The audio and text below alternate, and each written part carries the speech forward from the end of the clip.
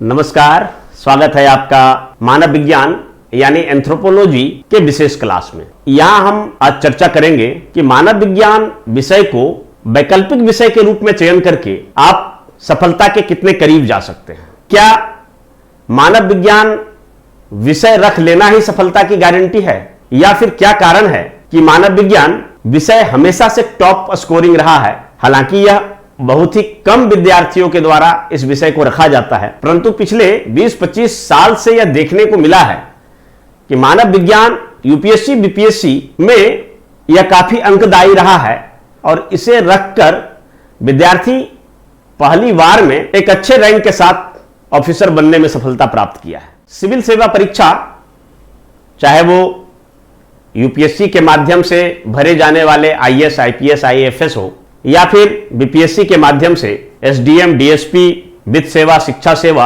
जैसे पदों पर सिविल सेवा में कैरियर बनाना भारत की युवाओं का हमेशा से सपना रहा है। और उस सपना को साकार करने के लिए जरूरत होती है कठिन परिश्रम, सही रणनीति और सतत तथा निरंतर प्रयास। सही रणनीति में सामान्य अध्ययन विषयों के सही तरीके से अध्ययन के साथ अगर हम वैकल्पिक विषय यानी ऑप्शनल सब्जेक्ट के रूप में अगर सही विषय का चयन कर लेते हैं तो समझ लीजिए कि आधी सफलता आपको वहीं पर प्राप्त हो जाती है। जैसे कहावत में है, well begin is half done, यानी अगर आपने अच्छी शुरुआत किया है तो समझिए कि काम आधा हो गया है। उसी प्रकार से हम कह सकते हैं, well choosing optional subject go for sure success, यानी आपने ऑप्शनल सब्जेक्ट के रूप में अच्छे विषय का चयन कर लिया तो समझ जाइए वह आपको सफलता के परचम लहराने में अपना योगदान बखूबी निभाएगा। आपने खबरों में सुना होगा कि इस बार बिहार के कटिहार जिला के शुभम कुमार ने यूपीएससी परीक्षा में सर्वोच्च रैंक प्राप्त कर आईएएस बनने में सफलता प्राप्त किया है। और इस खबर के साथ ही बिहार के लाखों युवाओं को सपने के पंख लग गए और यहां पर यह भी देखा गया कि वह कौन सा ऑप्शनल सब्जेक्ट था जिसके सहारे शुभम कुमार ने टॉप रैंक हासिल किया। तो देखा गया कि मानव विज्ञान सब्जेक्ट एंथ्रोपोलॉजी ऑप्शनल के माध्यम से शुभम कुमार ने अपना सर्वोच्च रैंक हासिल किया। और इस तरह से चर्चाओं का बाजार गर्म हो गया कि तमाम सारे जो ऑप्शनल सब्जेक्ट हैं उनमें से एंथ्रोपोलॉजी जो सब्जेक्ट है वह सफलता की गारंटी सुनिश्चित करने वाला सब्जेक्ट है। इस बात में बहुत हद तक सच्चाई भी है, क्योंकि पिछले 20-25 वर्षों के अगर ट्रेंड एनालिसिस पर गौर करें तो यह हम पाते हैं कि मानविकी विषयों में मानव विज्ञान का स्थान सफलता दर के मामले में, सक्सेस रेट के मामले में हमेशा पहले या दूसरे स्थान पर रहा है। कई बार आप साइकोलॉजी या सोशियोलॉजी जैसे सब्जेक्ट को प्रथम स्थान पर पाते हैं सक्सेस रेट के मामले में, और कई बार एंथ्रोपोलॉजी भी आता है। इस बार यूपीएससी 2020 की परीक्षा में, जिसका रिजल्ट अभी हाल फिलहाल में ही 24 सितंबर 2021 को आया है, उसमें एंथ्रोपोलॉजी विषय के साथ शुभम कुमार ने सर्वोच्च रैंक हासिल करके यह सिद्ध कर दिया है कि एंथ्रोपोलॉजी विषय के साथ आप सफलता के कीर्तिमान गढ़ सकते हैं। हालांकि इस विषय के साथ कुछ ड्रॉबैक भी हैं, इसके बारे में भी हम बताएंगे, परंतु प्रत्यक्ष को प्रमाण की आवश्यकता नहीं होती है। जैसा कि आप देख रहे हैं कि एंथ्रोपोलॉजी विषय के साथ सर्वोच्च रैंक हासिल किया जा सकता है। और यह सिर्फ यूपीएससी की ही बात नहीं, बीपीएससी के बारे में भी मैं आगे चर्चा करके बताऊंगा कि यहां भी एंथ्रोपोलॉजी विषय टॉप स्कोरिंग सब्जेक्ट हमेशा से रहा है। यदि एकाध सेशन को छोड़ दिया जाए तो आखिर क्या वजह है, क्या कारण है कि एंथ्रोपोलॉजी में अच्छे नंबर मिलते हैं? और जिन्होंने अच्छी से तैयारी कर लिया पूरे सिलेबस का, उनके लिए सफलता का मार्ग प्रशस्त करने में कोई विशेष समस्या नहीं आती है। इसलिए हमारा आज का थीम यह है, सिविल सेवा परीक्षाओं यूपीएससी बीपीएससी में वैकल्पिक विषय एंथ्रोपोलॉजी यानी मानव विज्ञान का चयन क्या सफलता की गारंटी है। अब इसके लिए हम एक विशद विश्लेषण करेंगे, एक समग्र विश्लेषण करेंगे, और इस विश्लेषण के तहत हमने 22 पॉइंट्स निर्धारित किए हैं। एंथ्रोपोलॉजी सब्जेक्ट के फेवर में हमने 22 बिंदुओं को निर्धारित किया है और इसके सहारे हम विश्लेषण करेंगे कि क्यों एंथ्रोपोलॉजी में अधिक नंबर लाया जा सकता है और क्यों इस विषय के साथ कोई भी परीक्षार्थी सफलता प्राप्त कर जाते हैं, यहां तक कि टॉप रैंक हासिल कर जाते हैं। तो आइए हम एंथ्रोपोलॉजी सब्जेक्ट अधिक अंकदायी, अधिक स्कोरिंग होने के साथ साथ कैसे सफलता दर को सुनिश्चित करने वाला विषय है, उस पर हम इन 22 बिंदुओं के जरिए जानते हैं। ऑप्शनल सब्जेक्ट के रूप में एंथ्रोपोलॉजी का चयन क्यों आपको करना चाहिए? ऑप्शनल सब्जेक्ट को चयन करने के लिए कुछ पैरामीटर्स हैं, उसको भी मैंने अलग वीडियो में बताया है। ये पैरामीटर्स क्या क्या होने चाहिए? 7-8 पैरामीटर्स हैं। पहला तो है कि आप उस विषय को इंटर या ग्रेजुएशन लेवल पर पढ़े हो। दूसरा है कि उसमें आपकी रुचि होनी चाहिए। तीसरा है कि वो सब्जेक्ट बोधगम्य होना चाहिए, यानी आपका इंटरेस्ट हो और वो आसानी से आपको समझ में आता हो। चौथा है कि उसके मटेरियल जो हैं, जो किताब वगैरह हैं या नोट्स हैं, वो आसानी से उपलब्ध हो।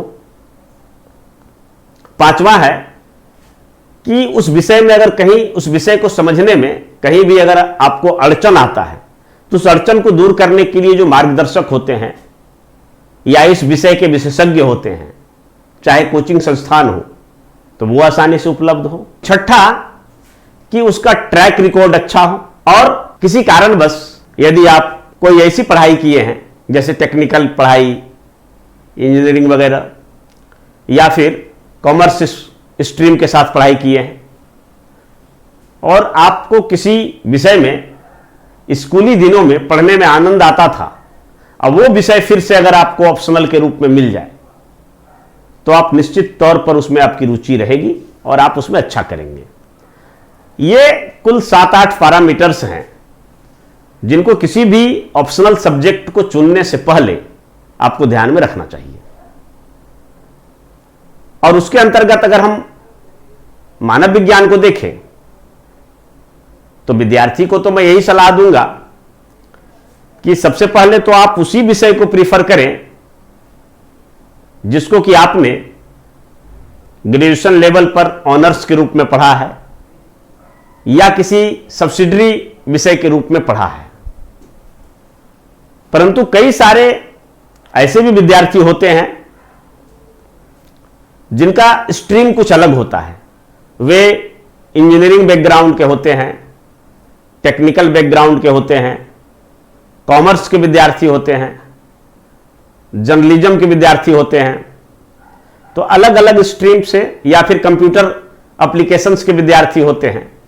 तो इस प्रकार के अलग अलग प्रोफाइल के जो विद्यार्थी होते हैं, उनमें से कई विद्यार्थियों का जो सब्जेक्ट होता है वो सब्जेक्ट यूपीएससी बीपीएससी में नहीं होता, और अगर वो सब्जेक्ट होता भी है तो उसका सक्सेस रेट उतना अच्छा नहीं है, या फिर वो सब्जेक्ट काफी लेंदी है, उसमें मटेरियल या मार्गदर्शन मिलना मुश्किल हो जाता है। इस कारण से ये टेक्निकल, कॉमर्स, कंप्यूटर बैकग्राउंड के विद्यार्थी वैकल्पिक विषय के रूप में किसी मानविकी विषय को चुनते हैं, जैसे इतिहास, दर्शन शास्त्र, अर्थशास्त्र, समाजशास्त्र, मानव शास्त्र, हिंदी भाषा साहित्य, ऐसे विषयों को चुनते हैं। और उन्हीं में से एक विषय है मानव शास्त्र, जो कि काफी दिनों तक समाज शास्त्र के एक भाग के रूप में पढ़ा जाता रहा। यूपीएससी के मामले में देखें तो एंथ्रोपोलॉजी और सोशियोलॉजी दोनों ही काफी स्कोरिंग सब्जेक्ट है, परंतु बीपीएससी में सोशियोलॉजी से कहीं ज्यादा एंथ्रोपोलॉजी स्कोरिंग है। अब इसको मूल विषय पर आते हैं कि सब्जेक्ट को रखा क्यों जाए। तो इसके लिए जो 22 बिंदु है, तो सबसे पहला जो बिंदु है तो वो यह है कि इसका सिलेबस काफी छोटा है, छोटा सिलेबस है। छोटा सिलेबस का मतलब यह हुआ कि अगर अन्य विषयों को देखें तो जैसे हिस्ट्री का जो सिलेबस है उसमें काफी लंबा चौड़ा है। अगर बीपीएससी का सिलेबस की बात करें तो हिस्ट्री में भारत का प्राचीन इतिहास, मध्यकालीन इतिहास, आधुनिक इतिहास के साथ साथ वर्ल्ड हिस्ट्री भी है। जबकि एंथ्रोपोलॉजी में कुल 3 सेक्शन हैं और 3 सेक्शन में, प्रत्येक सेक्शन में 20 से 25 टॉपिक हैं। और इस तरह से देखा जाए तो आप 60 से 70 टॉपिक पढ़कर इस विषय को पूरी तरह से तैयार कर सकते हैं। दूसरा देखा जाए तो कम समय में तैयारी इसकी हो सकती, क्योंकि इस सब्जेक्ट का जो फॉर्मेशन है वो इस तरह से है कि कोई एक कंसेप्ट या धारणा पर कई सारी टॉपिक्स डिपेंड करते हैं। अगर एक टॉपिक पढ़ लिए तो उससे जुड़ा हुआ दूसरा टॉपिक आप स्वतः आसानी से समझ सकते हैं। तो इस कारण से इसकी तैयारी कम समय में हो सकती है। कितना समय में हो सकती है कि अगर एंथ्रोपोलॉजी सब्जेक्ट को रेगुलर पढ़ा जाए, यानी रोजाना एक टॉपिक पढ़ा जाए, तो इसकी तैयारी 3 महीने में संभव है। सप्ताह में 2 या 3 दिन क्लास किया जाए या पढ़ा जाए तो इसकी तैयारी 5 से 6 महीना में संभव है। तो कम समय में इसकी तैयारी हो जाती है। अधिक अंकदायी है। कैसे अधिक अंकदायी है? तो अभी तो आपने देखा कि किस तरह से शुभम कुमार इस विषय के साथ टॉप किए, हालांकि उसके लिए कई अन्य परिस्थितियां भी जिम्मेवार हैं, परंतु हमेशा से यह अधिक अंकदायी रहा है और इसका सक्सेस रेट भी काफी अच्छा रहा है। अगर बीपीएससी की बात करें तो हमसे मार्गदर्शन प्राप्त एक विद्यार्थी को बीपीएससी में ही 228 नंबर आया आउट ऑफ 300, यानी 300 में से अगर 228 नंबर किसी को मिल जाए तो समझ जाइए कि सफलता की 80% संभावना तो केवल एंथ्रोपोलॉजी ही सुनिश्चित कर देती है। इसी प्रकार जब 2 सब्जेक्ट हुआ करता था बीपीएससी में, तब की बात मैं बताता हूं, और जब एंथ्रोपोलॉजी के 2 पेपर होते थे 200 के, तो 200 400 में से 322 नंबर तक दिया गया। तो इस तरह से देखा जाए तो काफी अंकदायी है। चौथा पॉइंट में हमने यह रखा है कि यह सब्जेक्ट काफी रुचिकर है और बोधगम्य। रुचिकर मतलब जैसे जैसे इस विषय में आप अंदर प्रवेश करते जाएंगे, शुरुआत में थोड़ा अटपटा लगेगा, परंतु जैसे जैसे आप आगे बढ़ते जाएंगे तो यह काफी इंटरेस्टिंग होता जाएगा। इसमें हम मानव के कई समाजों के बारे में पढ़ेंगे और उसकी रीति रिवाजों, प्रथा परंपराओं को जब जानेंगे तो हमारा इसमें इंटरेस्ट बढ़ता जाएगा, हमारी जिज्ञासा बढ़ती जाएगी और हम इनका जो कंसेप्ट है इस विषय का उसको अच्छी तरीके से समझ पाएंगे। और पूरा विषय में कोई भी ऐसा चीज नहीं है जो आपको आसानी से समझ में नहीं आए। एक बार केवल जरूरत इस बात की रहती है कि कोई भी मार्गदर्शक, कोई भी टीचर अगर इस विषय का क्रक्स आपको समझा दे, उस टॉपिक का क्रक्स समझा दे, तो आप खुद ब खुद पढ़कर उसको आसानी से समझ सकते हैं। 5वां पॉइंट के रूप में आप देख सकते हैं कि यूपीएससी में यह टॉप स्कोरिंग सब्जेक्ट, अगर यूपीएससी की बात किया जाए तो यह टॉप स्कोरिंग सब्जेक्ट, यानी अच्छा नंबर आता है। क्योंकि तो प्रश्न भी इस प्रकार से होता है कि अगर विद्यार्थी को किसी प्रश्न का उत्तर तैयार करके चला गया तो उसी प्रकार से प्रश्न का डिमांड और उसका उत्तर लेखन भी हो सकता है। यही कारण है कि बहुत ज्यादा विवाद नहीं होने के कारण इसमें नंबर अच्छा दिया जाता है। तमाम सारे मानविकी विषयों, अगर कुछ लैंग्वेज के पेपर छोड़ दिया जाए, कभी कभी उर्दू टॉप कर जाता है बहुत सारे विद्यार्थी, कभी कभी मैथिली, लैंग्वेज के पेपर यदि छोड़ दिया जाए और कुछ साइंस सब्जेक्ट जैसे मैथ वगैरह, तो मानविकी विषय जितना भी ह्यूमैनिटी सब्जेक्ट है तो उनमें सबसे अधिक जो सफलता दर है वो मानव विज्ञान का है। हालांकि कभी कभी यह ऊपर नीचे भी होता रहता है, कभी साइकोलॉजी का, कभी सोशियोलॉजी का स्थान ऊपर नीचे होता है, लेकिन ओवरऑल देखा जाए तो औसतन एंथ्रोपोलॉजी का काफी सर्वोच्च सफलता दर रहा है।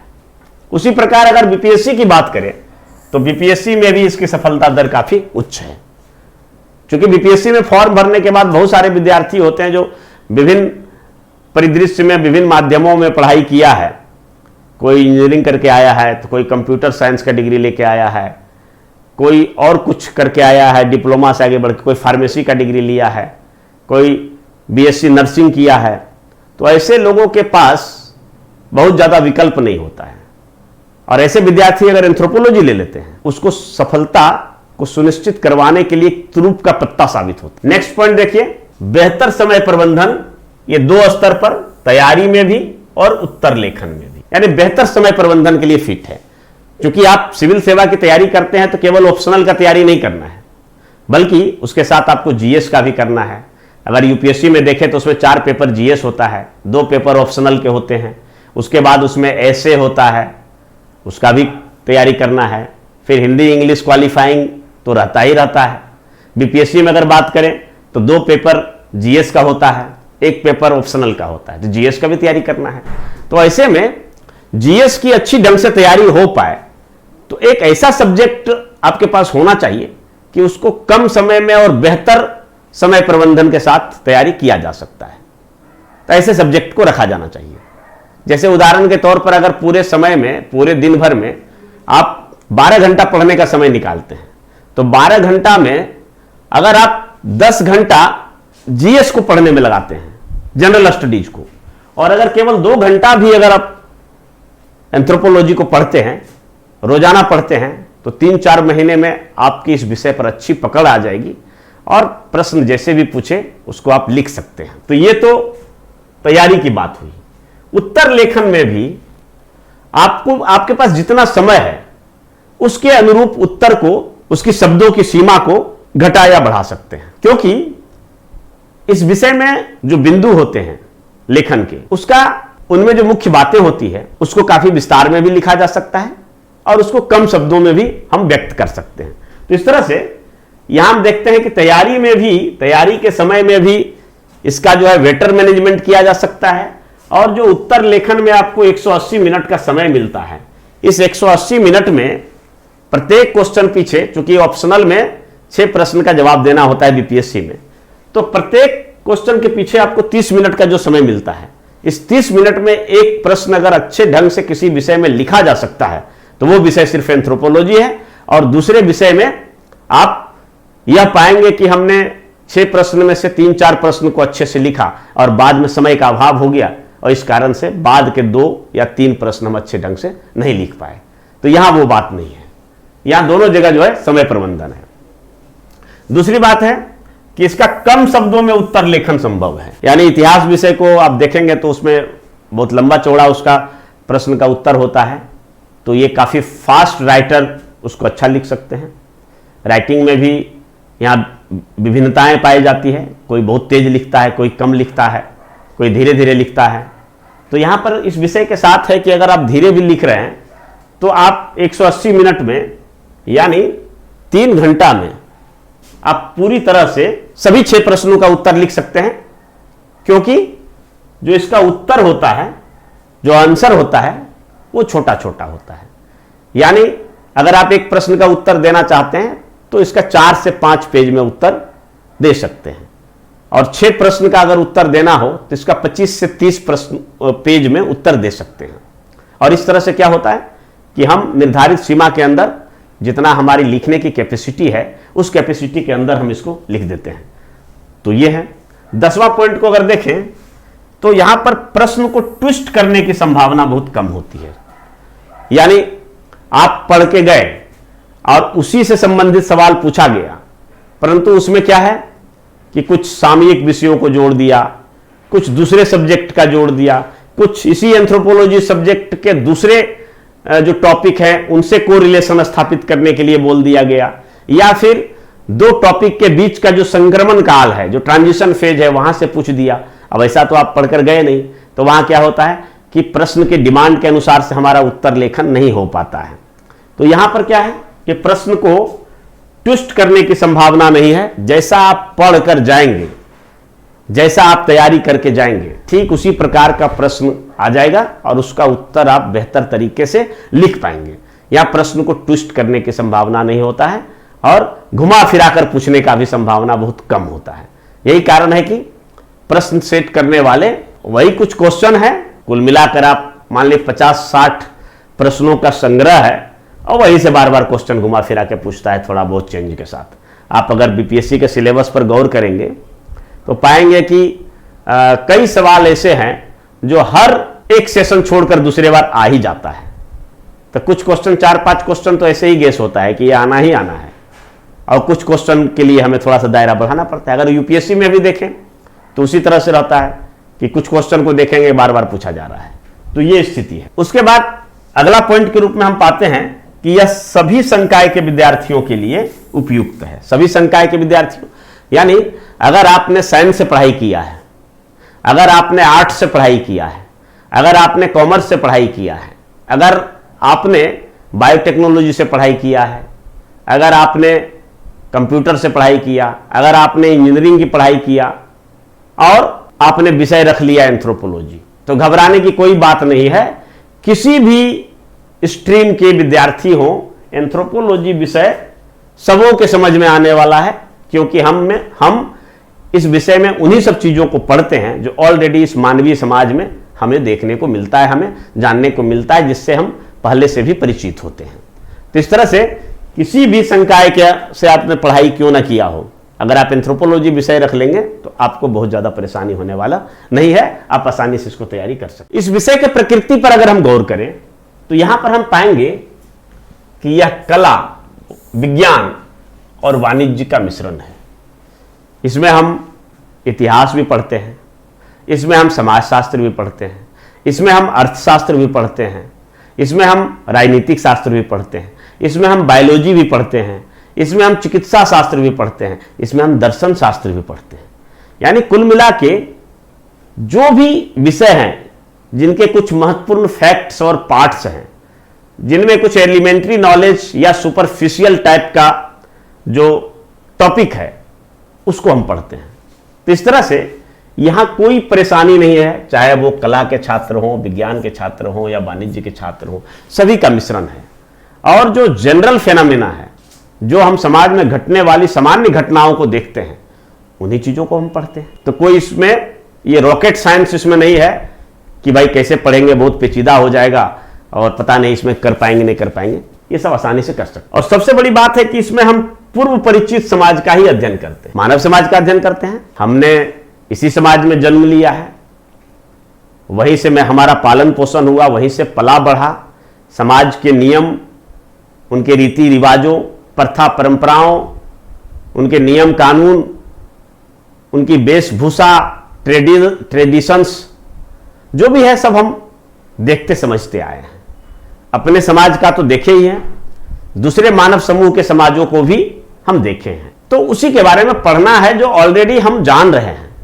ऐसा नहीं है कि कोई ऐसा अनभिज्ञ फार्मूला हमारे पास दिया जा रहा है कि जो काफी पेचीदा हो और हमारी समझ से बाहर हो, तो ऐसा कोई बात नहीं है। पूर्व परिचित समाज का अध्ययन करते हैं। नेक्स्ट है कि मानव तथा उसके समाज एवं संस्कृति का अध्ययन करते हैं। जो मानव समाज है, जिस मानवीय समाज का हम अंग हैं, उस मानव समाज ने किस प्रकार की संस्कृति का निर्माण किया, कैसा उसका समाज है, और समाज की कई इकाइयां होती हैं, उन इकाइयों को हम लोग पढ़ते हैं।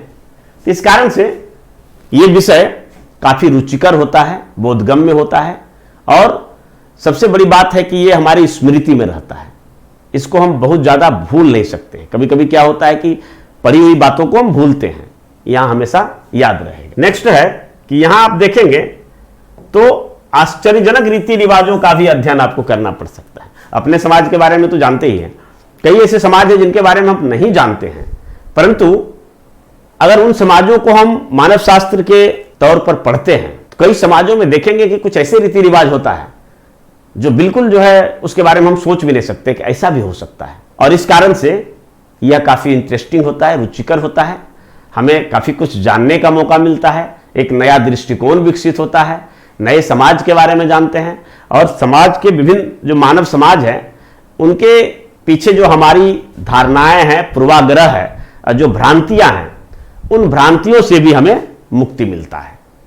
तो इस कारण से यह विषय काफी इंटरेस्टिंग होता चला जाता है, और एक बार जब हम पढ़ना शुरू करते हैं तो यह अपना विषय लगने लगता है। उसके बाद नेक्स्ट है कि यहां पर आप बिंदुवार लेखन कर सकते हैं। यानी बहुत बार क्या होता है कि अगर हम आलेखात्मक फॉर्म में कोई चीज लिख रहे हैं तो फिर उसमें कई चीजें छूट सकता है, याद नहीं रह सकता है कि पता नहीं क्या लिखे नहीं लिखे, परंतु बिंदुवार लेखन यहां आसानी से किया जा सकता है। अगर सारे आपको पॉइंट्स याद हैं तो उस पॉइंट्स जैसे याद होगा तो उसका जो है अंदर में जो बॉडी है वो भी याद होता चला जाएगा।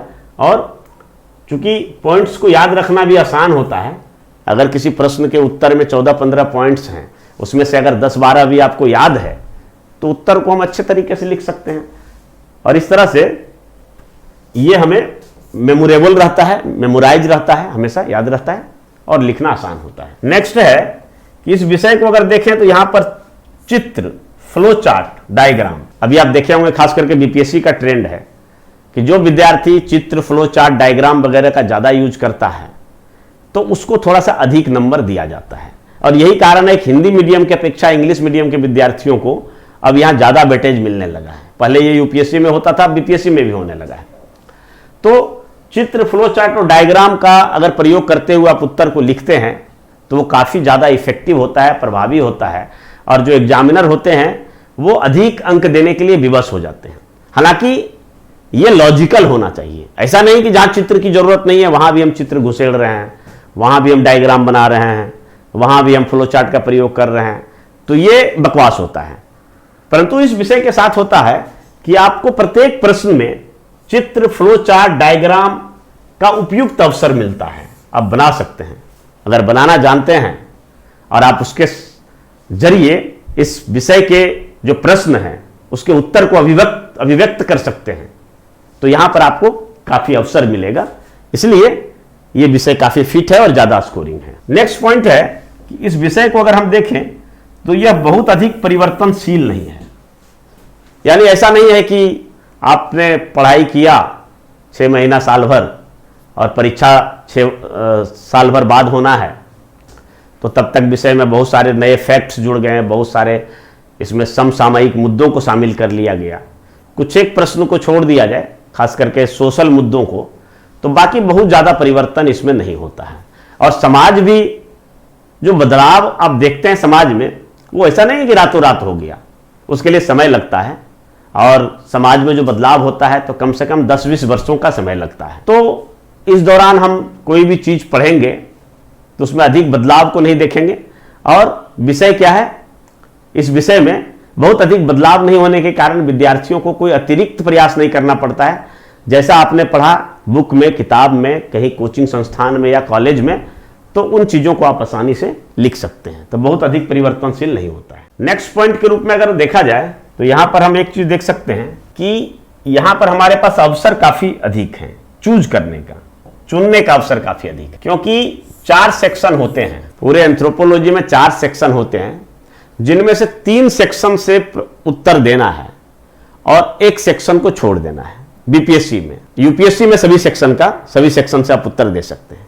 बीपीएससी में 1 सेक्शन को छोड़ देना है और 3 सेक्शन से उत्तर देना है।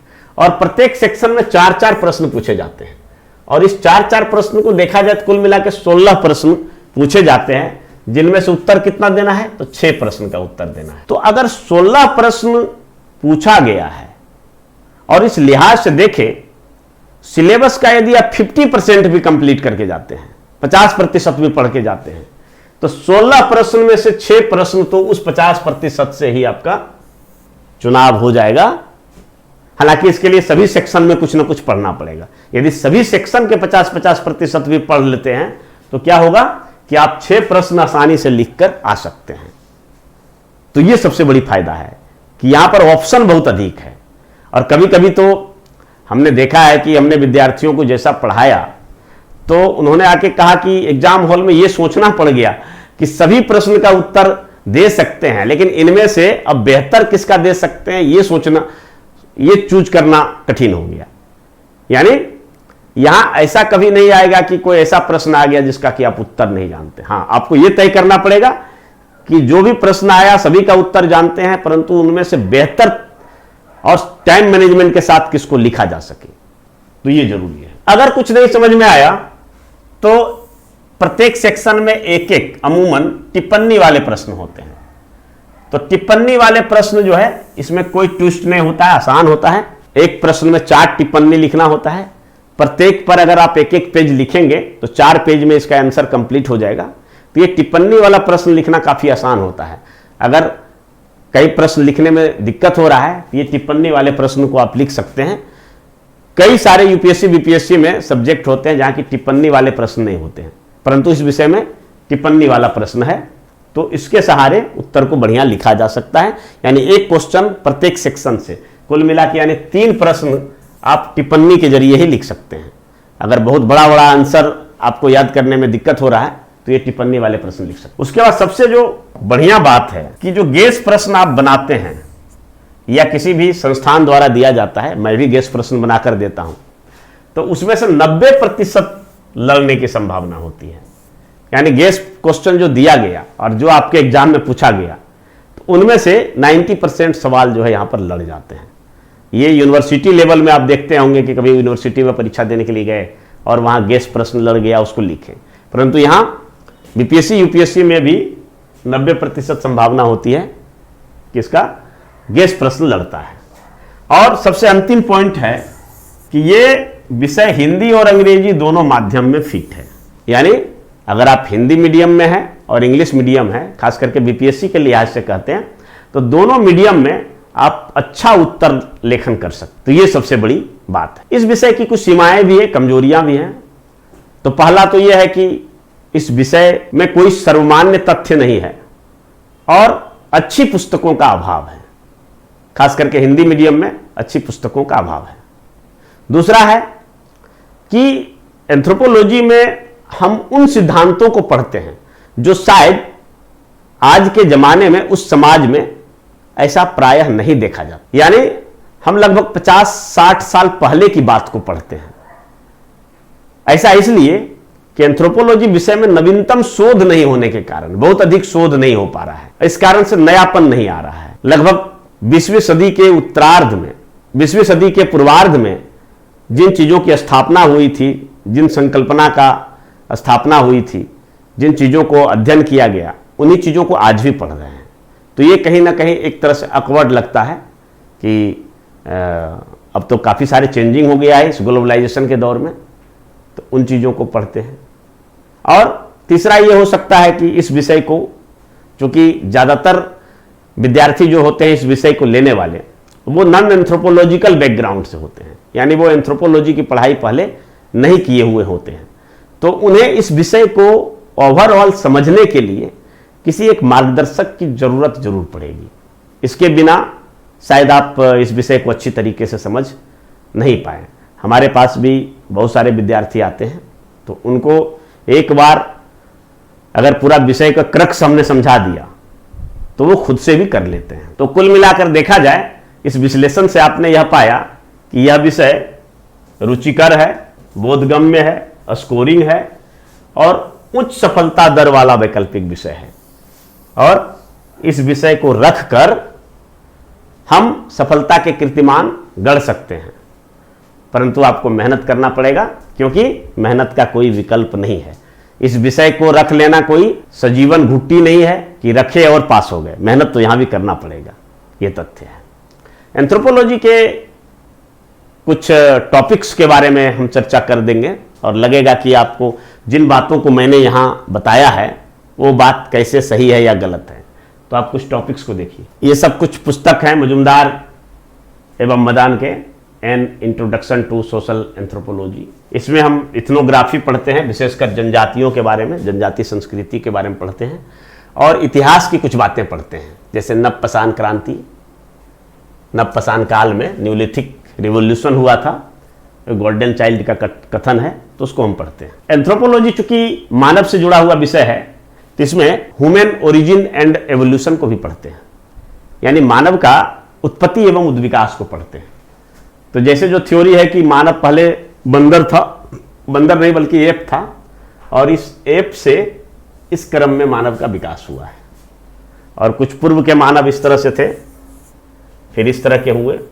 इनका अध्ययन कैसे होता है, तो खोपड़ी और हाथ पैर की जो हड्डियां मिली है उनके आधार पर इसका अध्ययन होता है। उसके अतिरिक्त जो मानव का जो क्लासिफिकेशन है, एनिमल क्लासिफिकेशन, उसको हम पढ़ते हैं, जैसे कि ये कोर्डेटा फाइलम के सदस्य हैं मानव, जिसमें fishes, amphibia, reptiles, Aves, mammals, ये सभी आते हैं। तो इन सभी चीज़ों को समझना बिल्कुल आसान होता है। उसके बाद इस विषय को देखा जाए तो इसमें वही समाज के अंतर्गत जो भी घटनाएं होती है और जो समाज के नियम है, उन सब चीज़ों को हम लोग पढ़ते हैं, जैसे विवाह, ठीक है, विवाह के लिए जो जीवन साथी का चुनाव होगा वो कैसे करेंगे। कहीं कहीं अपहरण विवाह भी होता है, कई तरीके होते हैं, उनमें से एक है।